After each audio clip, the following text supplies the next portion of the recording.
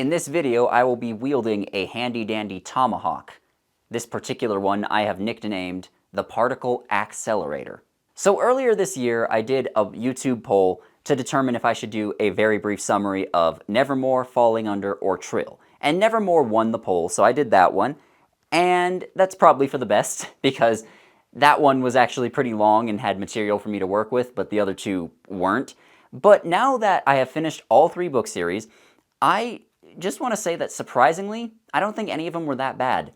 Like, sure, Nevermore was confusing and way longer than it should be and kind of disappointing, but it did have its moments. It had some bits that I genuinely enjoyed. Falling Under was bad, but it was bad in a really funny way, so I liked it.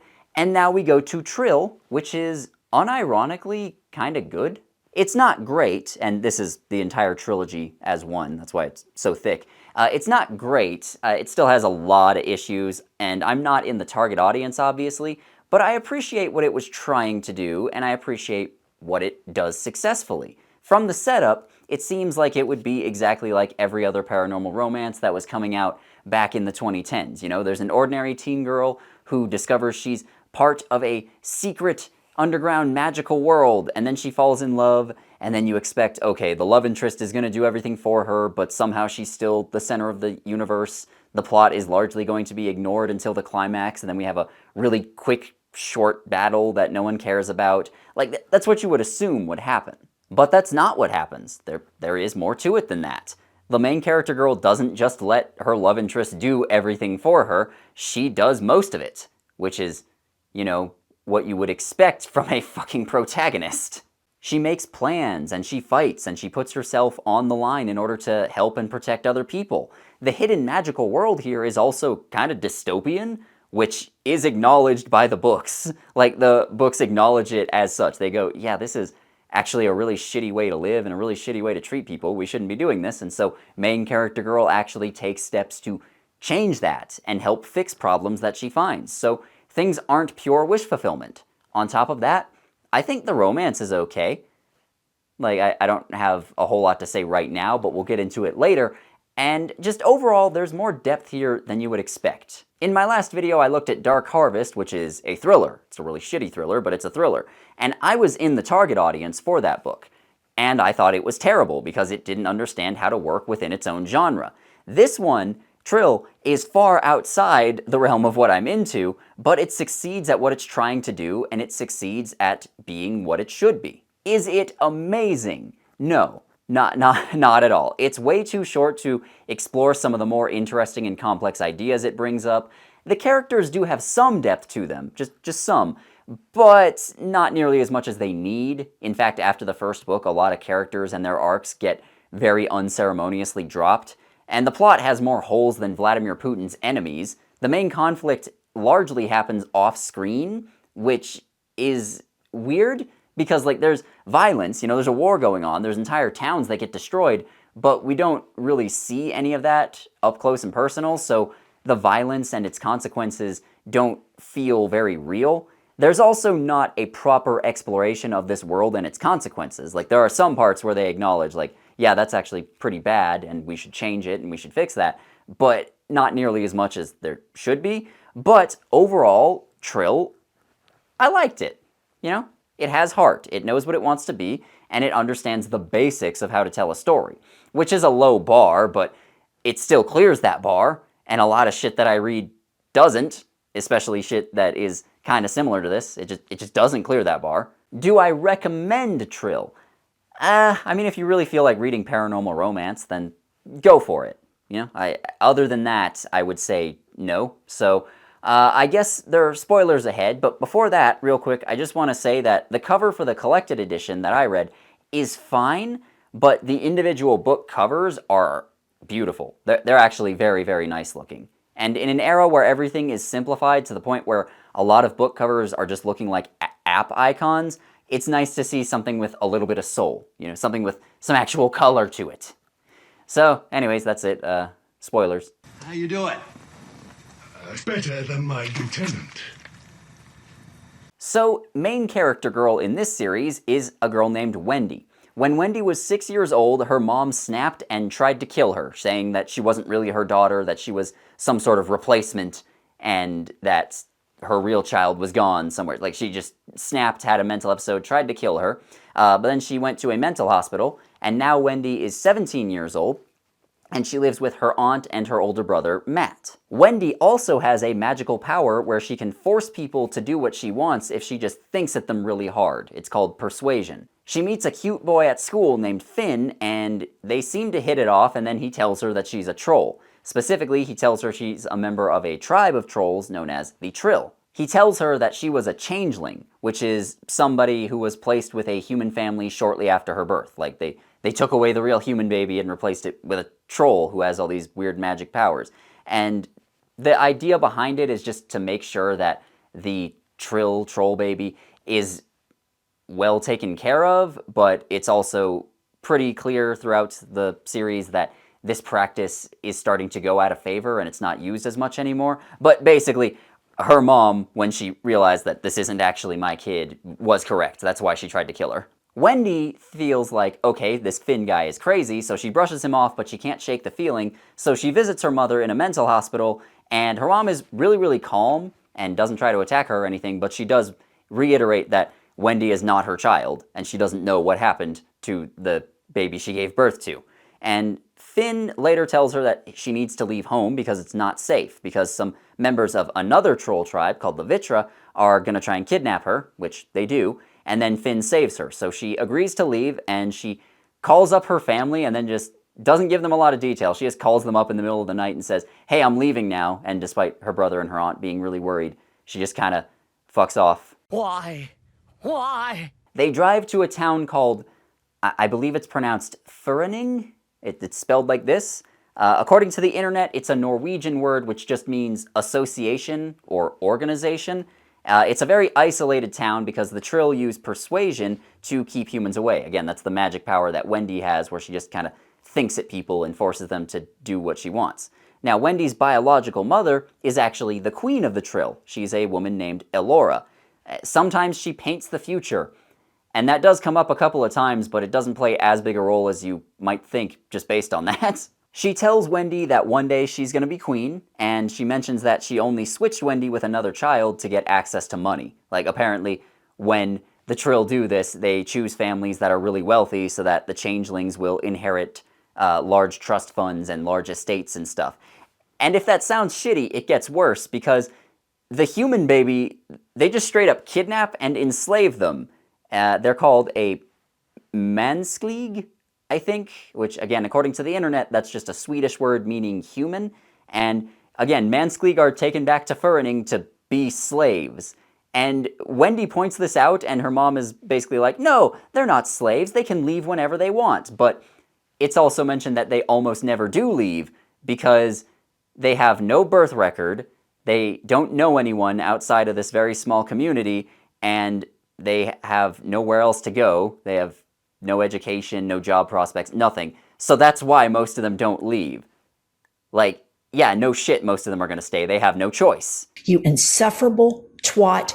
Nobody likes you. Elora is an awful person who presides over an awful system, but the books acknowledge that. They don't just sort of throw it out there and go, oh no, it's fine because main character girl benefits from it. So I did like that. That alone places it above a lot of other shit that I read nowadays. So Wendy's mansklig, who is kind of her brother, is a guy named Reese. Again, I think that's how you pronounce that word.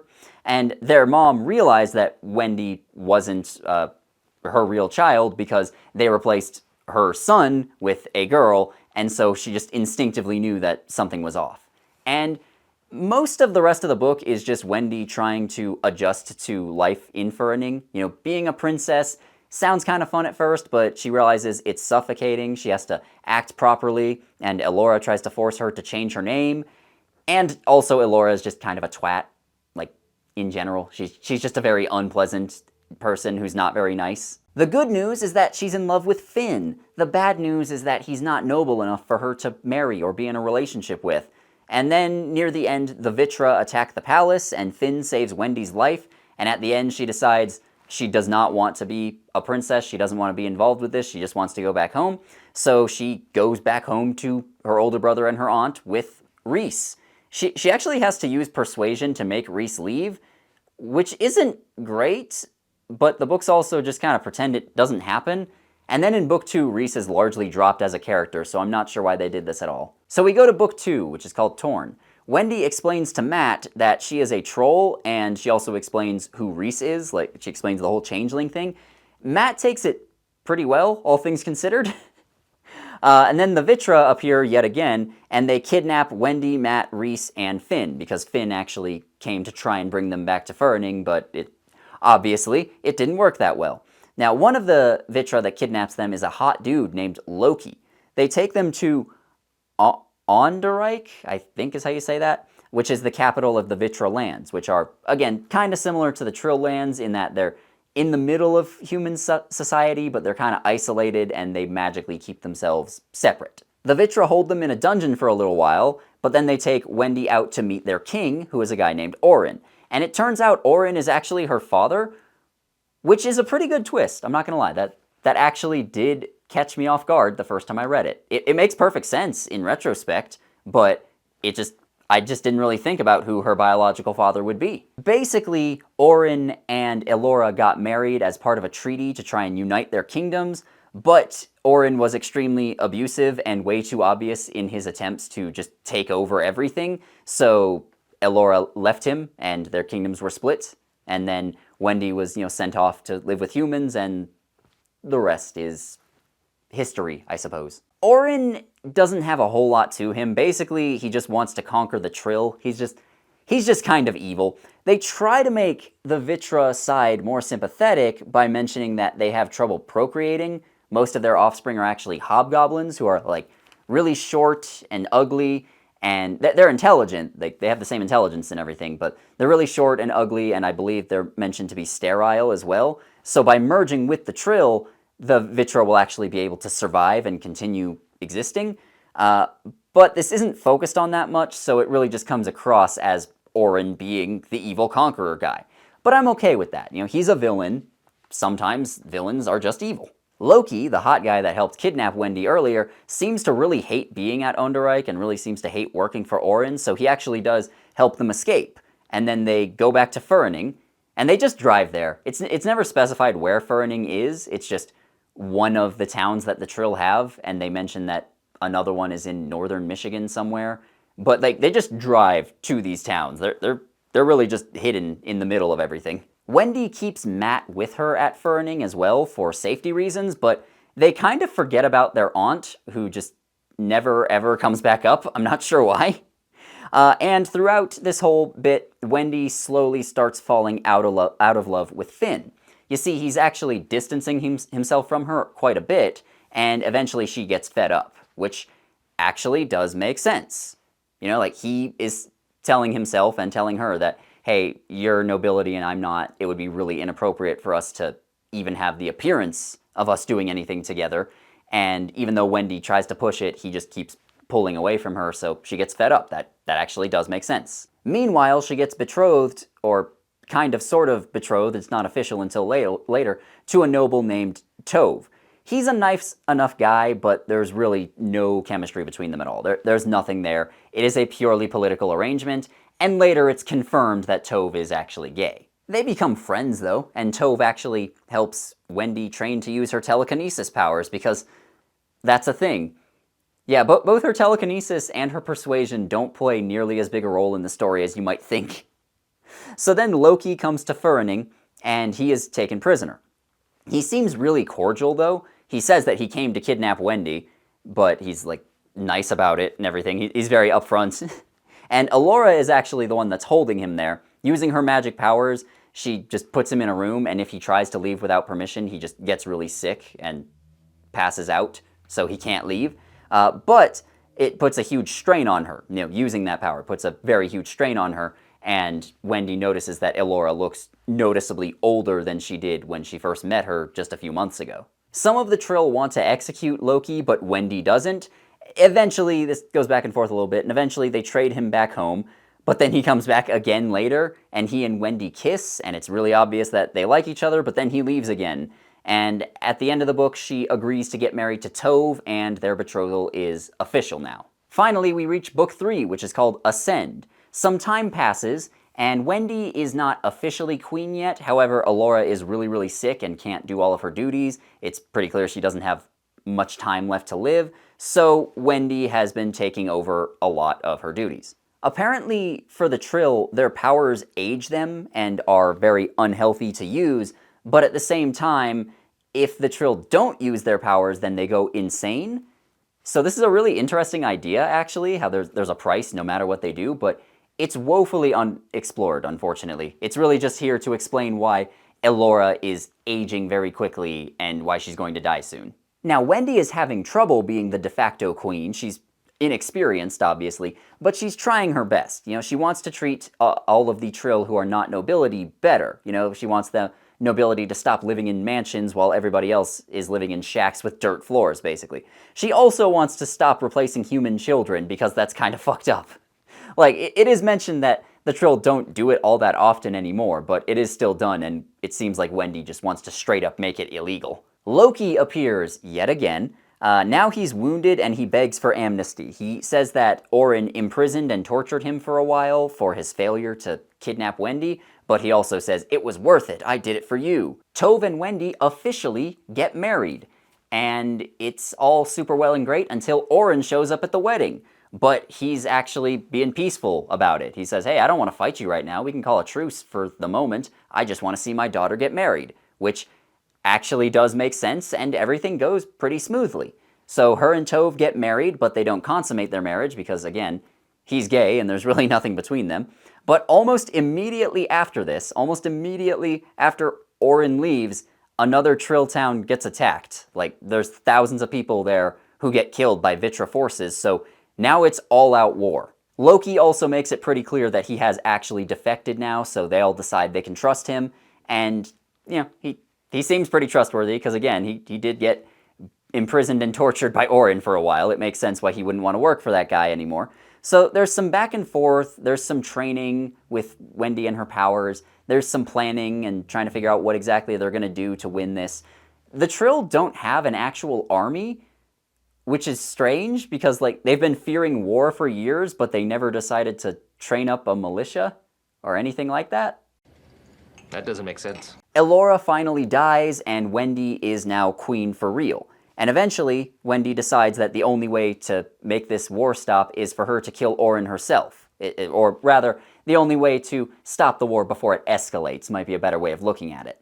While she's declaring that she's one of the only people that can actually defeat Orin, because he's super powerful, while she's declaring that she can beat him, Wendy says that she can do it because she has tiger blood. Because I'm me, I'm different. I just have a different constitution, I have a different brain, I have a different heart, I have a different, I get tiger blood, man. So for the climax, she leads a big attack on Onderreich, where, again, they just drive there, which is kind of funny, after having sex with Loki, of course. And during the battle, she goes to the throne room, she confronts Orin, but he stabs Loki in the heart, and she gets really, really mad.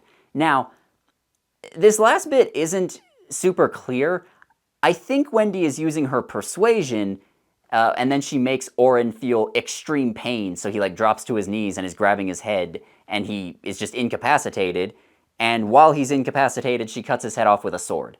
Again, I think that was her using her persuasion, but it's not super clear. Also, it's not easy to cut off someone's head with a sword. That's actually very, very hard to do, but whatever, I will accept it. So someone else comes along who has healing powers, and Wendy is able to give her a bunch of energy so they actually heal Loki and bring him back so he doesn't die, which is nice. And that's the climax. And at one point during all of this, Tove actually goes crazy from his powers and he hits Wendy, and he's horrified and apologizes. He's like, "No, I can't hit my wife, that's not okay."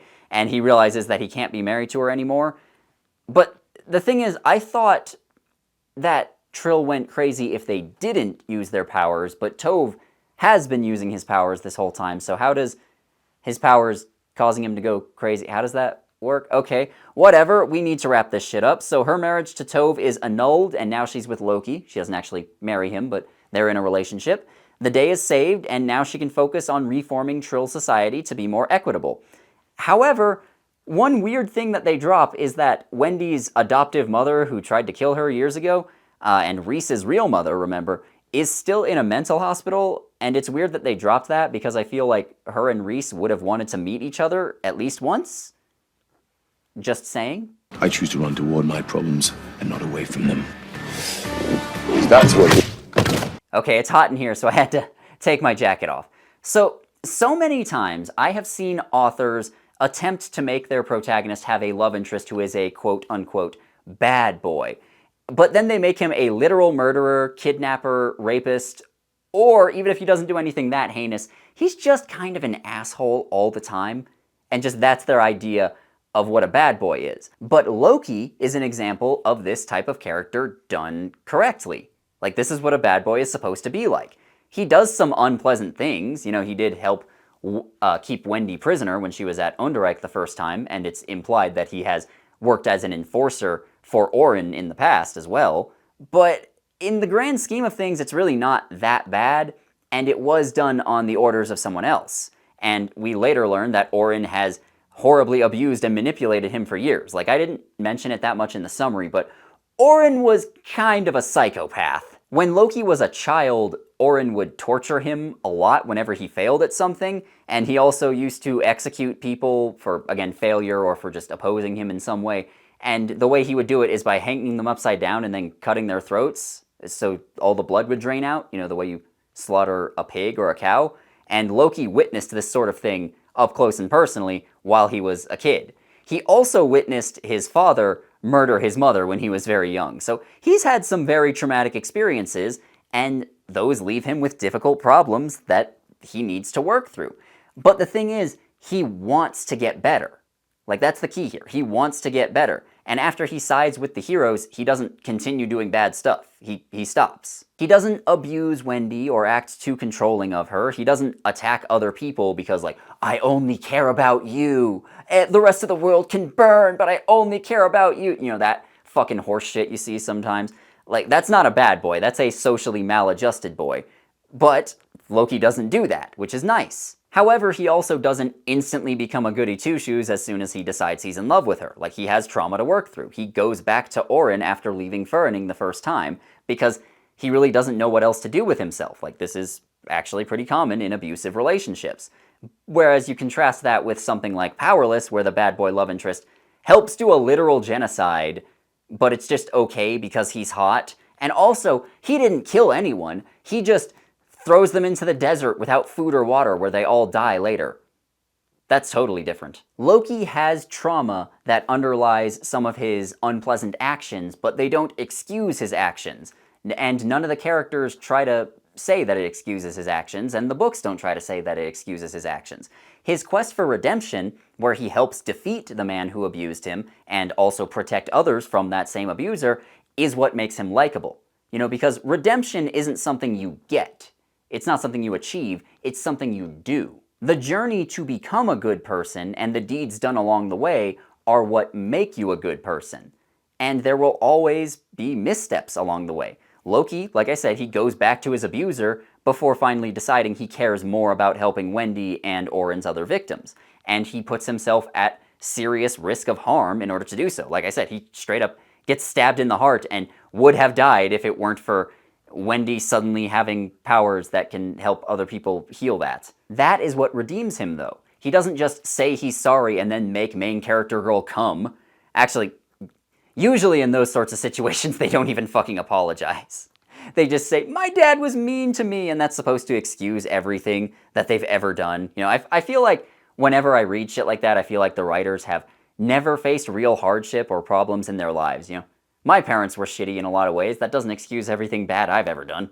Loki has an abusive parental figure in Orin, and his biological dad, again, did murder his mother. It's not weird this guy would have a few mental issues, and admittedly, his journey is not that deep or complex. You know, this sort of character needs more time to develop than these books give him. Like, he's not in the first book at all, he's only in the second and third ones, and he's off screen a lot, and these books just aren't that long. They're less than 300 pages each. But he is so far beyond other examples of this type of bad boy character that the other ones can't even see him on the horizon. And honestly, I'm just glad someone gets it.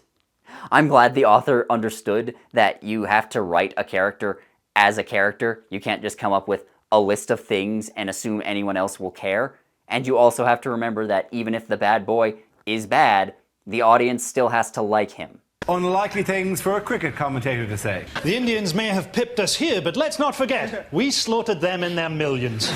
So there are two overlapping love triangles in this series. In the first book and a little bit in the second book, we have Wendy, Tove, and Finn, and then throughout the majority of the second book and into the third one, we have Wendy, Tove, and Loki. Because by the time Loki enters the picture, she has largely given up on Finn. You know, she liked him a lot, but he was too stubborn. You know, he wanted to do his duty, and he felt like he wasn't worthy of being in a relationship with a princess. No matter what reassurances she tried to offer him, he was just too caught up in that unfortunate aspect of Trylle culture, which is not something you see very often. Finn isn't a bad guy, it's just that him and Wendy are incompatible. Like, that happens sometimes. The only thing that I dislike about their relationship and the way it ends is that it takes up time that could be used elsewhere. You know, like I said, these books are really short and they don't explore some of the stuff they bring up as much as they should. So I wish they had done that instead of having Finn and Wendy time, you know? Then there's Wendy and Tove, who have a cordial relationship, but they aren't in love. Like I said, they married for political reasons, but they are friends. He helps her train her powers, and then he's abusive for one scene before he feels guilty and they annul their marriage, which, look, I really just think the author straight up did not have time to wrap that up better, but that was really stupid. And while I do like Loki as a character, I think his relationship with Wendy needed a lot more time to cook.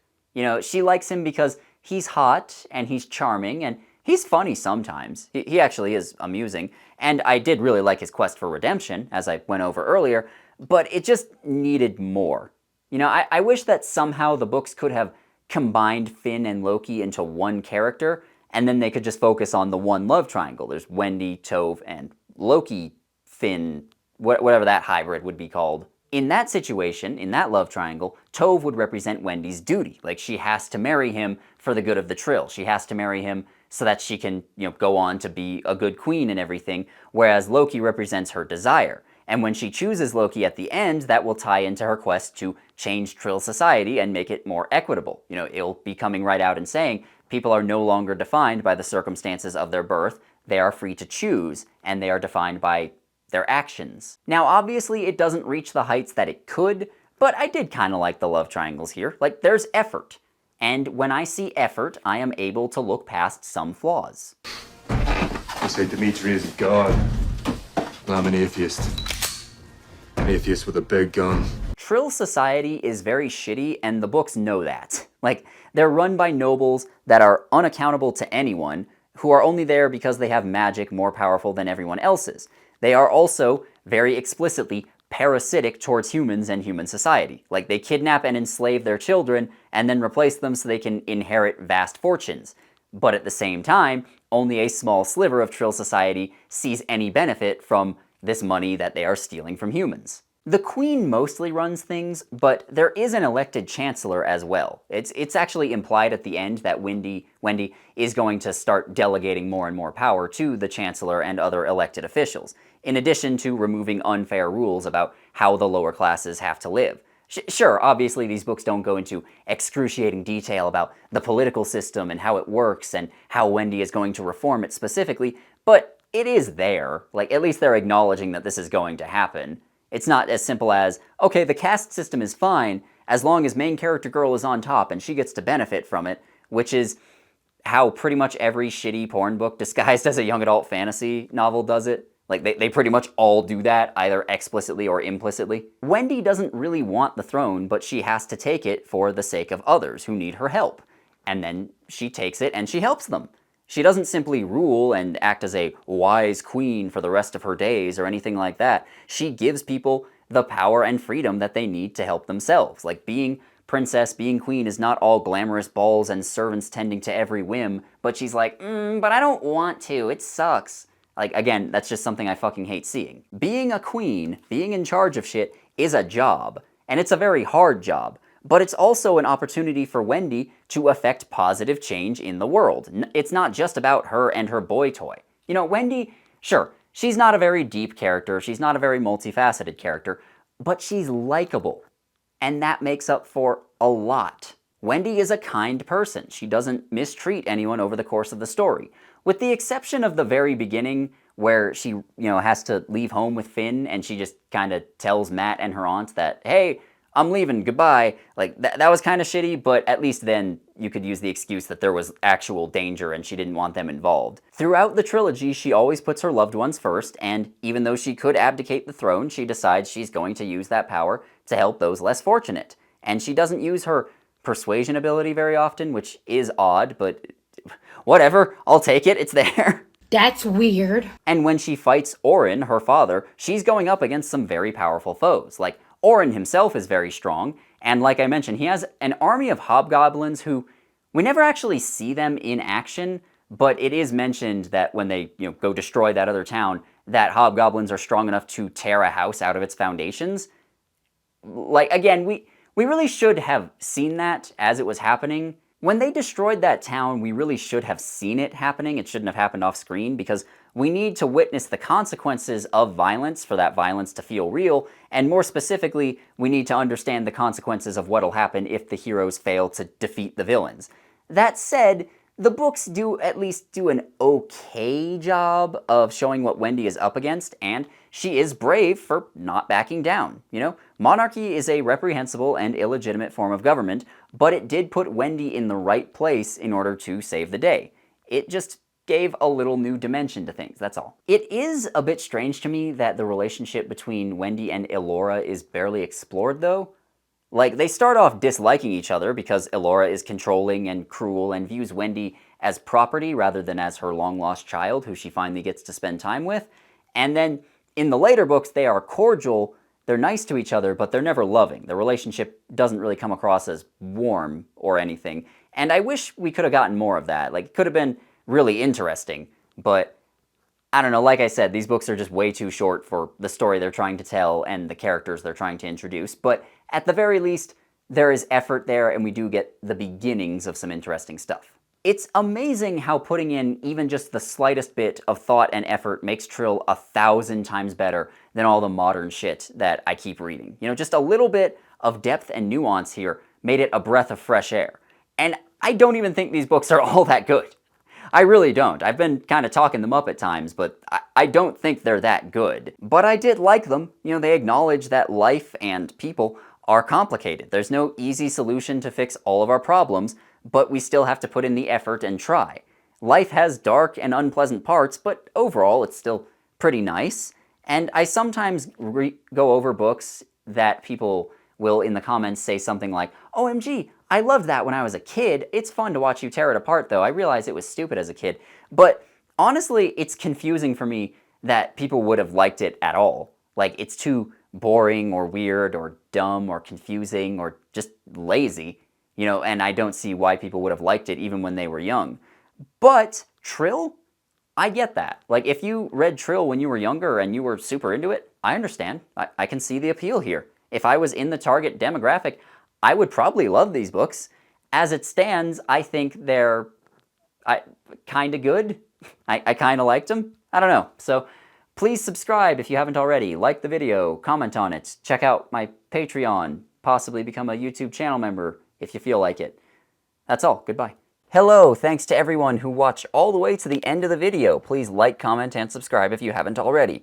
Do you see all these names here? These are my patrons. These are the guys that send me money over on Patreon. If you want to get your name here, you can give me $5 or more a month. I really appreciate it. You can also become a YouTube channel member. That gives you the same benefits, like having early access to videos and stuff. You just don't get your name on here. Huge thanks to my $10 and up patrons, 3-Day Cat, Arthur D. Gonzalez Martin, Brother Santodes, Carolina Clay, Lexi Delorme, Lord Tiebreaker, Michael and Katie Hake, Mr.